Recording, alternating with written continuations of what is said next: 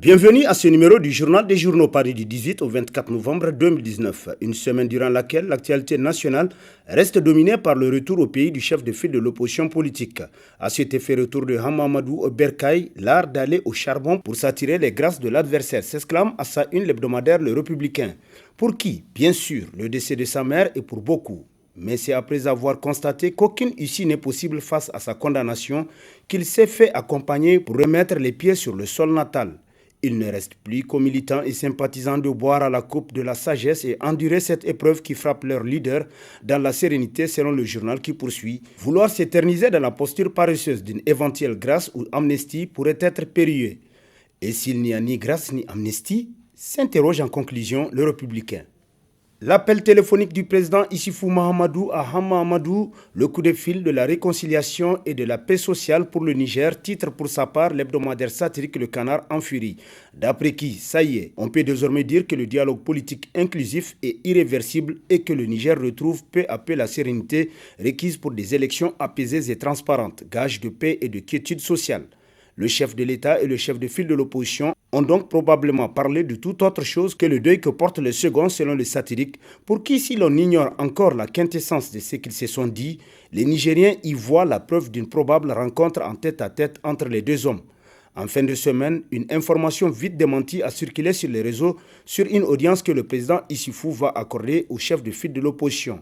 Mais personne n'est capable de dire exactement ce qu'il en est. L'information est-elle un fake news comme le prétendent certains? C'est demande le journal qui dit que beaucoup de gens en doutent depuis que Issoufou a appelé Hama. C'est le Niger qui gagne, dit-on, un peu partout, conclut le Canard en furie. Retour du chef de file de l'opposition à Niamey, le président du Modem F. Aloumana Hama Amadou, l'heure est à l'apaisement, au pardon et à la réconciliation nationale, s'exclame l'hebdomadaire L'actualité. Pour qui le magistrat suprême Issoufou Mahamadou, incarnation de l'unité, doit faire preuve de magnanimité et de compassion face au deuil que vit Hama Amadou, et d'après le journal, c'est là le président Issoufou Mahamadou, profondément imbu des valeurs de la foi islamique, lui qui aime à se comparer à Calife Omar Ibn Khattab, le peut.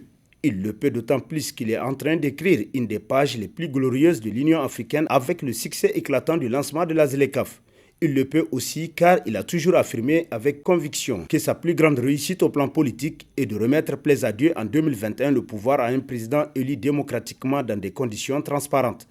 Le président Hama Amadou est prêt à se surpasser en faisant une fois de plus preuve de son patriotisme immuable malgré les épreuves endurées dans la droite ligne de cet illustre fils de l'Afrique, Nelson Mandela, ancien président de l'Afrique du Sud qui, malgré un quart de siècle passé dans les prisons de l'apartheid, a su pardonner à ses geôliers selon l'actualité. Présentation des condoléances à Hama Amadou, une mobilisation remarquable et salutaire des personnalités du pouvoir, titre dans ses colonnes l'hebdomadaire Le Monde d'aujourd'hui, qui constate la présentation des condoléances à Hama Amadou a été l'occasion pour les Nigériens de démontrer à la face du monde qu'ils ont une autre vie en dehors de la politique et qu'ils sont aussi capables de se retrouver à certains moments précis. Et là où le passage des personnalités du pouvoir au domicile de Hama Amadou mérite d'être salué, c'est qu'il a contribué à faire baisser la tension qui prévalait entre les partisans de l'ancien président de l'Assemblée nationale et le pouvoir en place.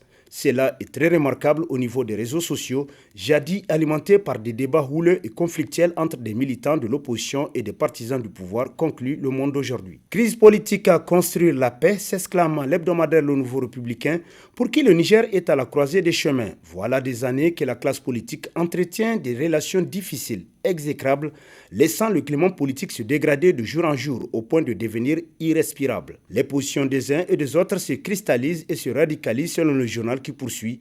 On n'était plus capable de se parler dans le pays, chacun exhibant ses muscles depuis que dans cette démocratie belliciste, la force des arguments n'avait plus droit de citer. Dans le dialogue de sourds, les acteurs perdirent le fair-play que la démocratie leur commandait. Et l'on a beau appeler les uns et les autres à faire la paix, ils ne purent jamais entendre raison, chacun voulant triompher sur l'autre. En vérité, l'avenir de ce pays préoccupe bien de partenaires et bien d'hommes politiques soucieux du pays, le seul dont ils peuvent se revendiquer selon le Nouveau Républicain qui renchérit. Notre grandeur est dans notre capacité à pouvoir nous surpasser pour avancer ensemble sans trop regarder dans le rétroviseur de l'histoire. Rencontre entre une mission de l'Union africaine et les non-affiliés, le dialogue politique vu par le secrétaire général du PJP Doubara Hama Hamadou, titre dans ses colonnes l'hebdomadaire La Flamme, qui nous apprend que les partis politiques non affiliés ont profité pour faire part à la mission de leur opinion, leur évaluation du processus électoral en cours jusqu'à l'étape actuelle de l'enrôlement biométrique. Aussi a expliqué Hamma Hamadou. Leurs partis politiques non affiliés ont dit ce qu'ils pensent de l'état de l'ambiance de ce qui se passe entre les acteurs politiques, car les non-affiliés qu'ils sont s'inscrivent dans une démarche qui n'est pas conflictuelle mais plutôt du besoin de respect, d'honnêteté et de correction des erreurs dans le processus. C'est cela l'intérêt des Nigériens tel que rapporté par l'hebdomadaire qui poursuit qu'évidemment ces échanges ont aussi porté sur les insuffisances que pourrait comporter le code électoral à l'heure actuelle, un peu conflictuel entre les acteurs pour que la solution soit trouvée de la façon la plus courtoise qui soit. Remplacement des conseils municipaux et communaux, le pouvoir cache mal son jeu, titre dans la rubrique Focus l'échiquier de sa parution en date du 22 novembre, le quotidien privé L'Enquêteur, qui constate qu'à chaque communiqué du Conseil des ministres, commis de l'État, militants des partis politiques ou simples citoyens, chacun s'empresse de lire ou d'écouter l'essentiel, les mesures nominatives. Suite au report s'inédit des élections locales par le régime d'Issoufou Mahamadou, les parents, amis et connaissances guettent désormais le parachutage au sein des fameuses délégations spéciales. On le sait, les responsables locaux constituent les meilleurs serpas dont peut rêver un pouvoir qui compte tripatouiller des élections. Tout a été combiné pour ne pas organiser les scrutins locaux avant la fin du second quinquennat du président Issoufou Mahamadou. D'ici aux élections générales 2020-2021, toutes les mairies du Niger seront probablement gérées par des équipes choisies et nommées par le régime selon l'enquêteur. Supposé soutien de la France au terrorisme au Sahel, de quoi se mêle le ministre Mamadou Diop, s'interroge dans ses colonnes l'hebdomadaire L'Éclosion qui cite « Koro, si tu as peur de dire la vérité à la France, si tu ne peux pas gérer ce pays, quitte le pouvoir. Celui qui n'a pas peur le prendra. » Tu passes ton temps à te soumettre à ce témoignel Macron. Koro, tu n'es pas au courant que c'est la France qui finance nos ennemis djihadistes contre nos enfants? Les Maliens sont pauvres à cause de cette guerre qui ne finit jamais. Tels sont les propos du célèbre chanteur malien Salif Keita, adressés à son grand frère, en l'occurrence le président malien Ibeka. Des termes qui ont fâché la France et auxquels le ministre nigérien des Finances a cru bon de répondre. Personne ne peut affirmer que la France est derrière le terrorisme. La France, au contraire, a aidé nos pays pour combattre le terrorisme. S'il n'y avait pas eu l'intervention de la France au Mali, je ne sais pas dans quelle situation le Mali serait aujourd'hui. Rétorque Mamadou Diop, comme si c'était le Niger qui est accusé, constate le journal qui poursuit. Beaucoup de compatriotes se demandaient ce que seraient venus chercher leur ministre sur un terrain où c'est la France qu'on accuse. Et même s'il doit intervenir dans cette fâcheuse déclaration de Salif Keita qui ne s'adressait qu'à son Koro, les Nigériens souhaiteraient le voir prendre parti pour le chanteur malien. Car en s'adressant à son grand frère, le président de son pays, en l'occurrence Ibeka, Salif Keita ne dit que ce qu'il ressent au plus profond de son être et ce qu'il pense de mieux pour son pays, le Mali, constate L'Éclosion.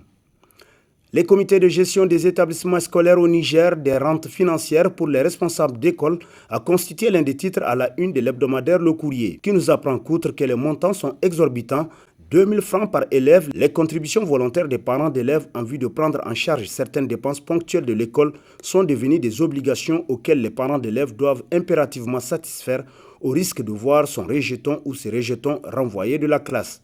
Les responsables d'école qui s'adonnent à cette pratique sont nombreux. Les montants réunis chaque année aiguisent les appétits et la faire prendre des proportions inadmissibles. Dans le silence complice des responsables de la direction régionale de l'enseignement primaire et ses services inspection, qui sont de l'avis d'un enseignant parfaitement au courant selon le journal qui poursuit, certes les parents d'élèves ont une part de responsabilité, mais le ministère pêche par un laxisme d'une gravité extrême, conclut Le Courrier.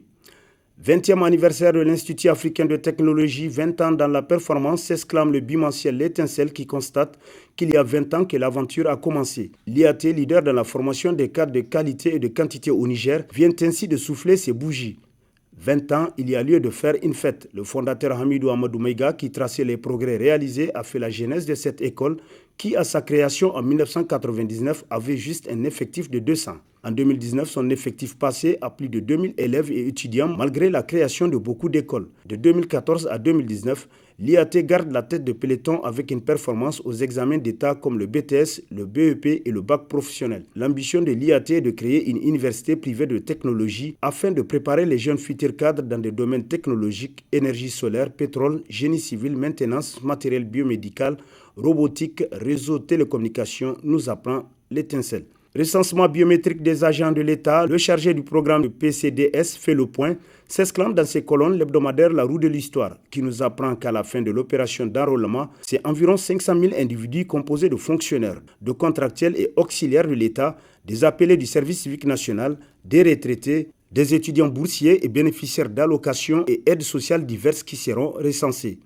Après l'étape d'enrôlement va suivre le programme de transfert de connaissances au profit des informaticiens et des directeurs de ressources humaines en vue de la gestion efficiente des emplois publics et la vulgarisation des méthodes, des outils et des procédures tendant à l'amélioration continue de la productivité et de la qualité des services publics qui constitue un des principaux objectifs à atteindre par le ministère de la fonction publique et celui des finances dans le cadre du PCDS, conclut La Roue de l'Histoire. Fait divers, la scandaleuse rencontre titre dans sa rubrique Société l'hebdomadaire satirique Le Hérisson qui nous apprend que c'est avec une dame d'affaires que Madougou a convolé en juste noces en 2014.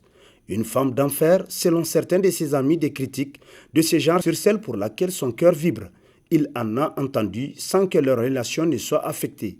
Le jour de malheur du couple est arrivé par pure coïncidence au hasard des circonstances. 3 jours auparavant, Mamou avait demandé et obtenu auprès de son époux une permission d'absence pour se rendre à Cotonou afin de reconstituer son stock de produits commerciaux. Pendant donc que son épouse est en déplacement, il se présenta à Madougou une mission de travail d'urgence en dehors de Niamey dans un sens tout à fait opposé à celui de Madame. Le voilà donc dans une ville située à l'est du pays. Sur son lieu d'hébergement, une grande villa servant de case de passage, s'y trouvait aussi sa Mamou censée être dans la capitale béninoise selon le journal qui nous apprend davantage qu'elle est rentrée à Niamey chez ses parents chargée de ses colis habituels, refusant de rejoindre son époux. Mais comme les murs ont des oreilles, sa honte n'a pas tardé à se savoir, conclut Le Hérisson. À méditer. Et sur ce prend fin le présent numéro de la revue de presse. Prochain rendez-vous, plaise à Dieu dans une semaine avec toujours la même passion de vous servir. Bonne lecture et au revoir.